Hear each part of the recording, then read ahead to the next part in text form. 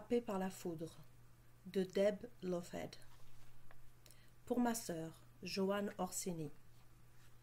Chapitre 1er. C'est un de ces jours où personne n'a envie de mettre le nez dehors. Un dimanche de novembre gris et venteux. Et bien sûr, ma mère m'a demandé de courir au magasin. Elle a une envie irrésistible d'une soupe aux clams. De la soupe aux clams. Non mais, et pas n'importe laquelle. Le style Nouvelle-Angleterre. Pas le style Manhattan. Et tout de suite. Il y a de l'argent dans mon porte-monnaie, Claire. Il est sur la table dans l'entrée. Elle ne me regarde même pas. Elle est étendue sur le sofa et zappe d'une chaîne à l'autre. Pourquoi est-ce que tu n'y vas pas, toi, maman? Je suis plutôt occupée en ce moment. Pourquoi est-ce que tu ne sors pas toi-même pour changer? Tu deviens grosse et paresseuse. C'est ça que j'aurais voulu lui répondre, mais je ne veux pas la blesser. Elle a été suffisamment blessée ces derniers temps. Mon arthrite recommence à me faire souffrir, dit-elle. J'ai très mal aux pieds. C'est son excuse habituelle. Avant, elle s'en accommodait et vivait sa vie comme si de rien n'était. C'était avant le départ de mon père. Depuis, elle ne sort plus de la maison. Et à 15 ans, je ne veux plus d'une mère qui reste à la maison. Elle a besoin de sortir et de continuer à vivre. Mais mon père a emporté sa joie de vivre avec lui lorsqu'il est parti. À moi, il ne me manque pas, mais à elle, beaucoup. D'ailleurs, j'ai mieux à faire que des courses pour ma mère. J'ai un examen de maths à préparer, et il faut que j'obtienne de meilleures notes. Je veux aussi mémoriser un monologue pour une audition d'art dramatique à l'école. Oh, et bien sûr, rêver à Eric. Ça, c'est toujours une priorité. Il est imprimé dans mon cerveau et rien ne peut l'effacer. Le seul problème, c'est que je n'ai aucune chance de ce côté-là. Eric sort avec ma rivale numéro 1, Lucie. C'est la fille la plus populaire de l'école. Une de ces filles qu'il faut être hyper cool pour fréquenter. Lucie excelle en tout, sans même presque essayer. Et elle est toujours entourée d'une foule d'amis. J'ai déjà souhaité secrètement qu'elle soit mon amie. Mais Lucie et moi n'avons jamais été proches comme je le suis de mon amie Sima. Lucie et moi parlons de temps en temps pendant la classe d'anglais ou d'art dramatique, et nous nous saluons dans les corridors, mais c'est à peu près tout. Je rêve parfois d'être débarrassée de cette fille, mais ces rêves ne sont que des fantasmes tordus. Par exemple, si elle marchait un peu trop près du bord de la Seine et tombait accidentellement, se cassant une cheville, je devrais reprendre son rôle dans la pièce et je jouerais à vous en couper le souffle. J'aimerais bien contrôler ma vive imagination, mais je n'y arrive pas. Lorsque je pars pour le magasin, les premières grosses gouttes d'eau glacée commencent à tomber. Le mélange de pluie et de neige s'abat sur ma tête comme des aiguilles de glace. J'avance en courant sur le couloir sans cesser de penser à ma mère. Au fait qu'elle ne prend pas soin d'elle-même et qu'elle ne s'intéresse à rien ces jours-ci. Elle est devenue une empotée ennuyante. Jamais je ne laisserai ma vie devenir comme la sienne.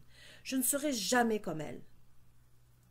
Papa nous a abandonnés, il y a quelques mois, à cause de ce qu'il a appelé la crise de la quarantaine. Maman semble se renfermer comme une huître dans sa coquille. Elle se lave rarement et bouge à peine. Je me passe très bien de l'humeur massacrante de mon père et de son tempérament explosif. Ou des fois, il attrapait ma mère par le bras et serrait jusqu'à lui faire un bleu. Allez savoir pourquoi ma mère regrette son absence. Son visage est un masque sans expression. Ses yeux sont mornes et son regard fixe. Elle passe son temps à soupirer et à me demander de courir au magasin pour acheter diverses choses dont elle a soudainement un besoin urgent. Des choses étranges comme des harengs marinés ou de la purée de pommes de terre instantanée. Je dois alors tout laisser tomber, comme aujourd'hui.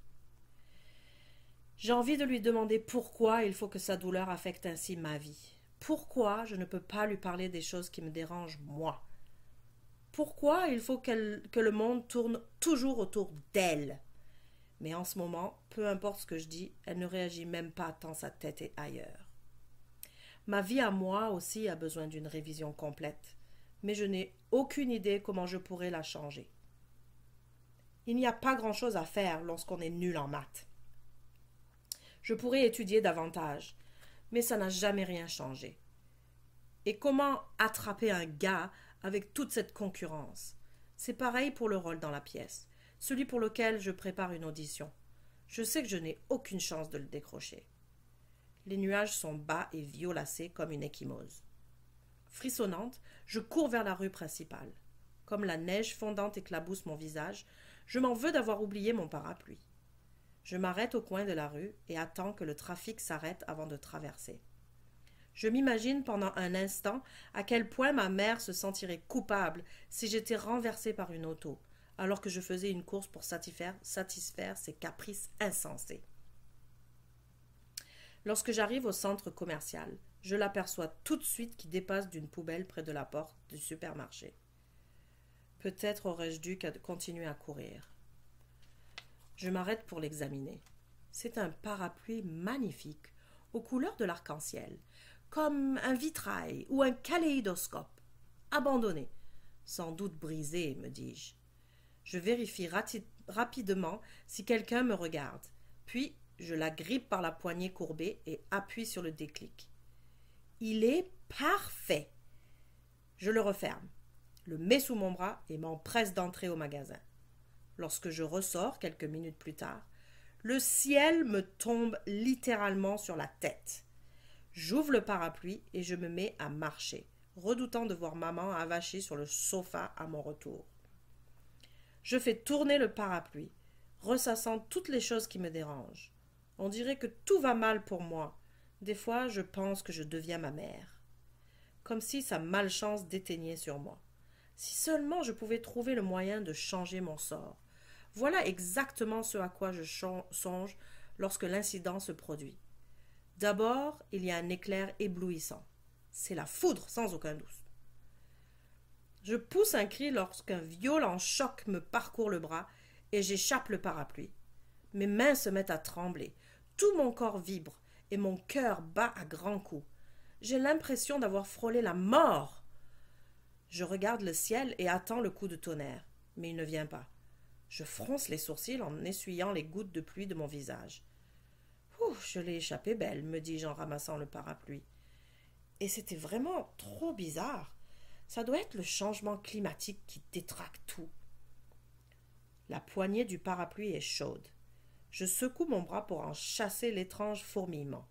Je prends quelques grandes respirations et le tremblement cesse. Puis, je regarde autour de moi. Rien n'a changé. C'est comme si rien n'était arrivé. Personne ne regarde vers le ciel. Personne ne me regarde non plus. Personne n'a remarqué l'éclair bizarre qui m'a tant secoué. Quelques minutes plus tard, je l'ai presque oublié moi-même. Je repense à maman sur le sofa et à mon imbécile de père, et à tout ce que je dois faire aujourd'hui. Et à Eric.